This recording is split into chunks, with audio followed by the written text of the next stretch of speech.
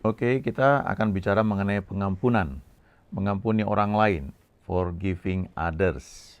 Ada beberapa ayat, ya, diantaranya Matius 6 ayat 14.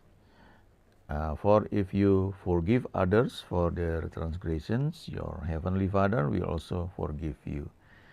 Ya, jadi jika kamu mengampuni orang lain karena kesalahan mereka, maka Bapamu yang di surga juga akan mengampuni kamu. Nah, kita perlu sadar bahwa God is love, ya, Allah adalah kasih. Tetapi untuk menerima kasihnya dan mengalami kasihnya, ada bagian kita yang perlu kita lakukan, ya. Kita perlu menerimanya, ya.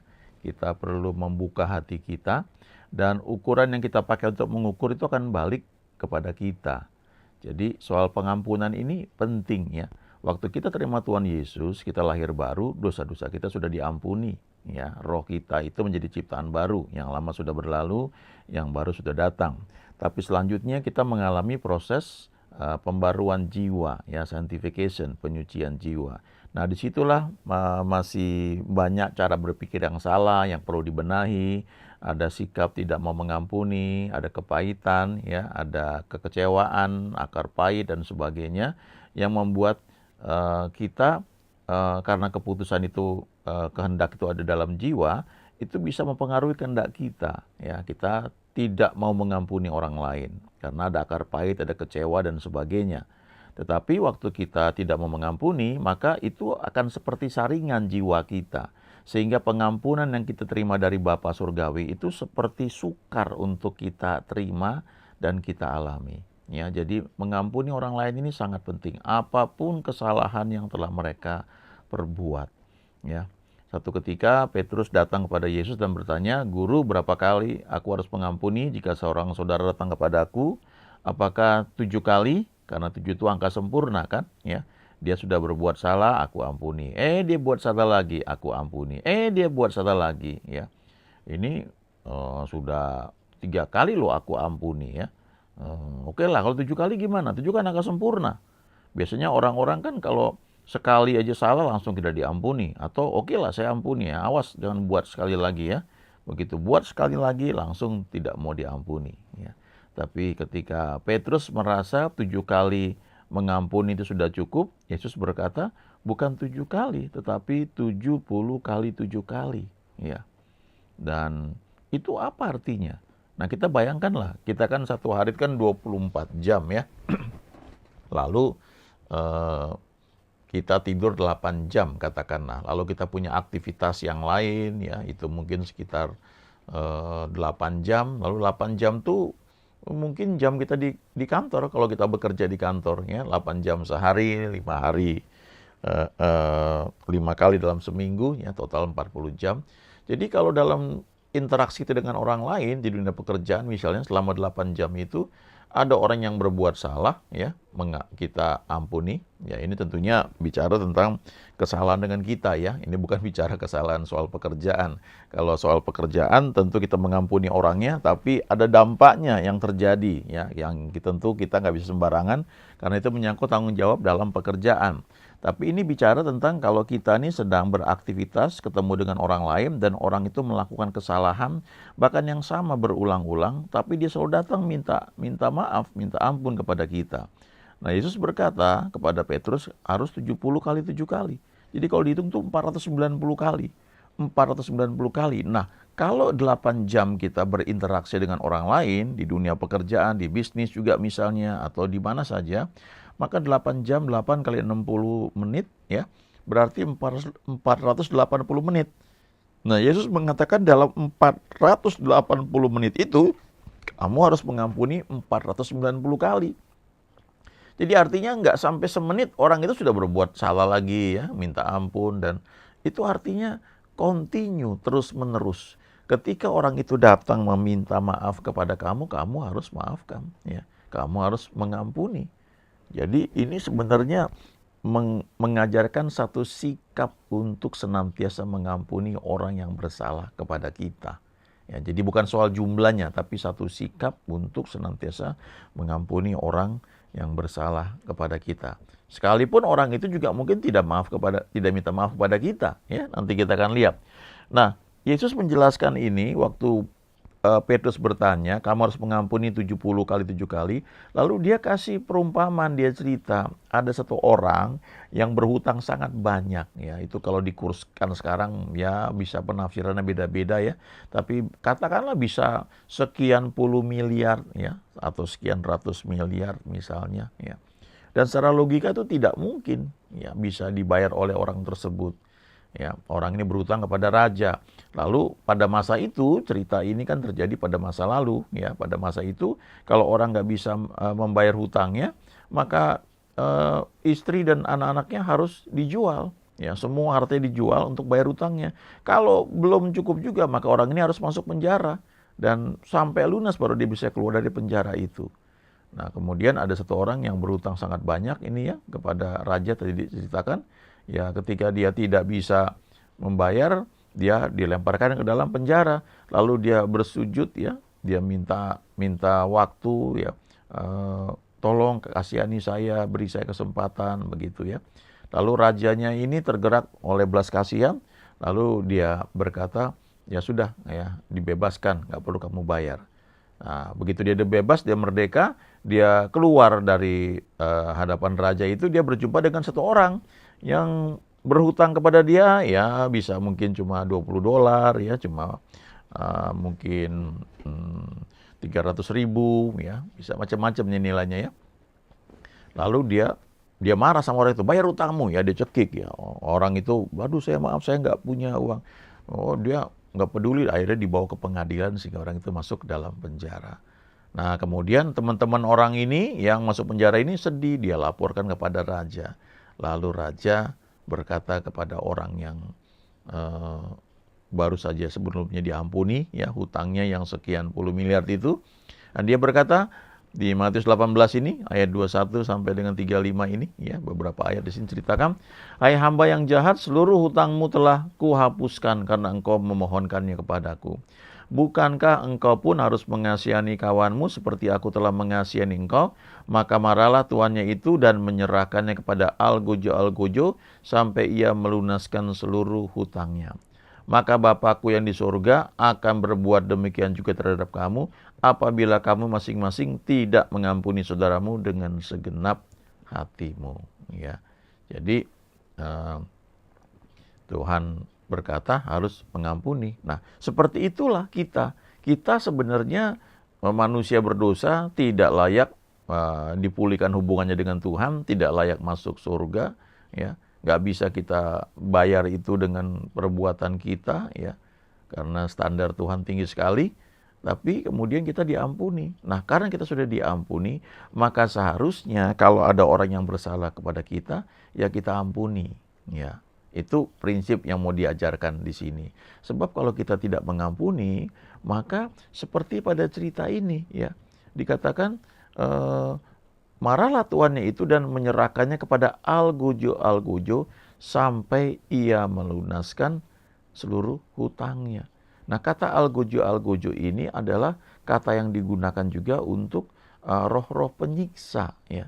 Jadi kalau kita tidak mau mengampuni orang yang bersalah kepada kita, kita akan mengalami algojo atau roh-roh penyiksa itu melihat pintu yang terbuka dalam hidup kita karena kita tidak mau mengampuni, dan mereka mulai menyiksa kita. Ya, menyiksa dengan berbagai macam pikiran, timbul self-pity, mengasihani diri sendiri, ya.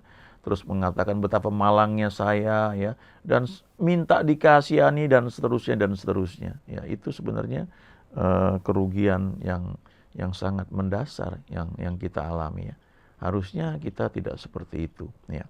Maka Bapakku yang di surga akan berbuat demikian juga terhadap kamu apabila kamu masing-masing tidak mengampuni saudaramu dengan segenap hatimu. Jadi kalau kita tidak mengampuni, bukannya Tuhan tidak mengasihi kita, tetapi ada saringan, ya, yang membuat kasih Bapa itu tidak bisa kita rasakan sepenuhnya atau kita alami sepenuhnya.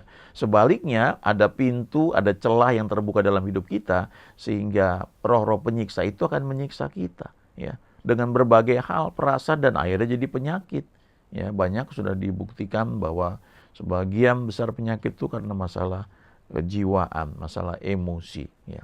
Itu sebabnya kita harus mengampuni, ya. Forgiving others to move forward in your life, ya. Ampunilah orang lain. Waktu kita mengampuni orang lain, tujuan itu supaya kita bisa maju dalam kehidupan kita.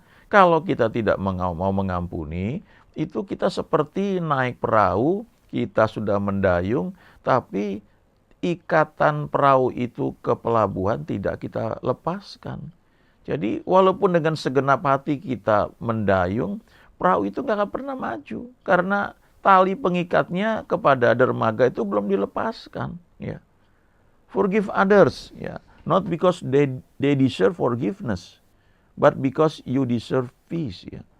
Ampunilah orang lain bukan karena mereka itu layak mendapatkan pengampunan, tetapi karena Anda, karena kamu itu layak untuk mendapatkan damai. Jadi kalau orang itu memang sudah bejat, nggak mau minta maaf sama kita, ya ampuni saja. Bukan karena ini orang pantas untuk diampuni, bukan. Karena kalau kita nggak mengampuni, kita tidak mendapatkan damai sejahtera dalam hidup kita. Yang rugi itu kita. Ada istilah begini ya, kalau kita tidak mau mengampuni, itu seperti kita minum racun dan mengharapkan orang lain yang mati. Ya. Jadi banyak terjadi ini, kisah-kisah ada orang yang misalnya dikhianati ya oleh pasangannya, terus akhirnya tidak mau mengampuni, sementara pasangannya yang berkhianat itu memang belum bertobat, ya malah kawin lagi sama orang lain misalnya, ya. Lalu kelihatannya happy-happy saja, lalu yang setia ini tapi tidak mau mengampuni malah sakit, ya sakit akhirnya meninggal, ya. Kenapa? Apakah Tuhan tidak mengasihi? Bukan, ya karena ada celah dalam hidupnya yang terbuka akibat sifat tidak mau mengampuni. Lalu bagaimana mengenai pasangan yang nggak setia? Ada cara lain Tuhan yang akan istilahnya Tuhan berurusan dengan dia secara pribadi. Tapi kita tidak bisa menjudge orang lain. Memang orang itu salah, ya mungkin orang itu bejat ya, tapi tetap ampuni. Bukan karena dia layak mendapatkan pengampunan dari kita ya, tapi karena kita itu rugi sendiri kalau tidak mengampuni. Ya. Toh kita sudah menikmati yang terbaik dari Tuhan ya, the best ya, of the land itu Tuhan sudah berikan kepada kita. Tapi how to enjoy, bagaimana kita bisa menikmati itu ya tergantung sejauh mana kita mau belajar untuk mengampuni. Ya, jadi ini hal yang penting dalam kehidupan kita ya, untuk senantiasa punya sikap mengampuni supaya kita bisa maju ya, bisa moving forward ya istilahnya. Ya, kalau kita masih nyantol yang lama ya susah ya untuk bergerak, untuk maju. Ada satu prinsip lagi ya, ketika kita forgive, kita harus forget ya. Jangan biarkan kenangan-kenangan waktu masa-masa yang tidak enak itu membebani kita ya. Kita mesti lepaskan itu, singkirkan itu. Ada satu cerita ya, seorang teman yang ketika ada satu konflik ya, dia terima WA, WhatsApp yang tidak enak dibaca ya. Tapi sikap dia itu, dia bilang, nggak saya baca ya. Saya lihat sebentar lalu saya hapus ya. Saya nggak mau ingat-ingat ngapain katanya. Tapi sebaliknya ada orang yang dia simpen ya, dia baca lagi dan dia waktu dia baca dia makin luka, lalu nanti dia cari teman curhat, dia tunjukin gini, ini saya dibilang begini, coba bayangin, dia cari teman untuk bisa dia itu semakin terluka, ya sepertinya dia tuh sudah membara dengan api kemarahan, ya, lalu dia mengharapkan orang lain siram bensin biar makin berkobar. Nah kalau kita ketemu orang seperti itu, nah kita perlu tolong supaya orang ini jangan semakin terbakar ya. Saya pernah kenal seorang yang dia cerita bagus sekali ya. Kalau kita kerja di satu perusahaan misalnya, bos kita pemarah gitu ya. Dan ada orang yang tipenya senang, dia siremin bensin, makin bosnya makin marah. Nah waktu bosnya makin marah, bosnya senang karena disiremin bensin. Jadi orang ini sepertinya mendapatkan ya kayaknya cari muka kayak gitu ya. Iya emang dia begitu tuh Pak, ya dia begitu tuh Bu. Ya dia siram bensin, api marahnya makin berkobar. Tapi sebaliknya kita bisa mendinginkan suasana ya, kita siram air ya, kita membuat situasi menjadi teduh supaya orang yang pemarah ini ya dia tertolong, dia tidak perlu makin marah, terikat dengan segala macam sakit hatinya, tapi dia belajar untuk bisa sembuh dari lukanya. Nah, Efesus 4 ayat 32 berkata, tapi hendaklah kamu ramah seorang terhadap yang lain, penuh kasih mesra dan saling mengampuni, sebagaimana Allah di dalam Kristus telah mengampuni kamu. Ya. Be kind and compassionate to one another. Ya. Ramah dengan seorang dengan yang lain, penuh kasih mesra, ya penuh compassion, ya rasa ya kasih mesra, ya terjemahan yang tepatnya di sini ya. Forgiving each other, mengampuni satu dengan yang lain. Ya, karena kita kan nggak sempurna ya. Just as in Christ God forgive you. Karena seperti Allah ya di dalam Kristus telah mengampuni kita. Ya, ayo belajar mengampuni satu dengan yang lain. Ya, ada orang yang memang kadang-kadang kalau dia marah, ya atau dia bekerja misalnya ya, bosnya habis marahin dia, padahal bosnya negor dia tuh tidak dengan emosi yang meledak-ledak ya, cuma ditegur ya. Kalau orang ini karena pemarah, wah dia nggak bisa lawan kan bosnya, dia cari anak buahnya untuk dia marahin gitu. Ya, ini orang-orang yang mungkin ya dalam kehidupannya tanpa dia sadari itu ada spirit yang mengikat dia ya untuk senantiasa marah dan tidak bisa terima kalau ditegur, lalu dia akan cari orang lain untuk melampiaskan kemarahannya. Nah, kita perlu belajar ya, tidak ada orang yang sempurna, satu dengan yang lain ini sebenarnya Tuhan bisa pakai untuk menyempurnakan kita ya. Besi menajamkan besi, tapi orang menajamkan sesamanya. Juga dengan suami, dengan istri ya, itu teman kan seumur hidup ya. Jadi itu satu bagian di mana kita bisa semakin wise ya, semakin memiliki wisdom, semakin bijak, semakin diperhalus. Nah, episode 4 tadi sebenarnya dari ayat 31 ya, kalau kita baca lebih bagus ya. Segala kepahitan, kegeraman, kemarahan, pertikaian, dan fitnah hendaklah dibuang dari antara kamu, demikian pula segala kejahatan. Baru sebaliknya, hendaklah kamu ramah seorang terhadap yang lain, penuh kasih mesra dan saling mengampuni, sebagaimana Allah di dalam Kristus telah mengampuni kamu. Sikap tidak mengampuni ini kan sebenarnya ini merupakan akar kepahitan ya. Nah, ini perlu dibereskan ya, karena di bagian lain dikatakan akar pahit itu menyebabkan banyak masalah ya. Kalau itu nggak dibereskan, itu bisa meledak jadi marah, benci, kita menjegal orang lain, kita jadi sadis ya. Nah, sulit untuk menyalurkan kasih Allah dalam kehidupan kita ya. Nah, untuk hal ini kita perlu sadar bahwa keputusan untuk mengampuni itu ada pada kita ya. Bukannya kita bisa apa enggak, mau apa enggak, itu masalahnya. Karena God gives us free will ya. Tuhan memberikan kepada kita tuh kehendak bebas. Kita memutuskan mau mengampuni apa enggak ya. Jadi kita sendiri yang harus bersikap ya dengan benar ya. Ampuni ya. Karena bukan karena orang itu layak ya, tapi karena saya layak untuk senantiasa menikmati damai sejahtera yang Tuhan sudah berikan kepada saya. Damai sejahtera yang melampaui segala akal. Saya nggak mau terkamiri atau tercemari ya, atau terganggu dengan sikap tidak mau mengampuni ya. Selalu Tuhan itu memberikan kepada kita lebih dari cukup ya. Kasihnya itu membungkus kita luar biasa ya. Karena memang Alkitab berkata ya, God is love ya. Allah adalah kasih. Nikmati kasihnya. Jangan biarkan kasih kita tuh terhambat karena hal-hal yang mungkin sepele nampaknya ya dalam pandangan beberapa orang. Ya, jangan karena kerikil-kerikil kecil ya, atau apa ya, jadi tersandung gitu kan, rugi besar ya. Kita mengampuni supaya kita bisa moving forward ya, bisa maju terus ke depan, tidak terhambat. Kita mengampuni bukan karena orang yang kita ampuni itu layaknya, tapi memang karena satu, kita sudah diampuni oleh Tuhan, dan yang kedua ya kita nggak mau terganggu ya dengan segala penghambat untuk menikmati damai sejahtera yang Tuhan berikan ya. Kita layak mendapatkan damai yang memang Tuhan sudah berikan. karena kita kan memang menjadi anak-anaknya, ya. Haleluya. Amin.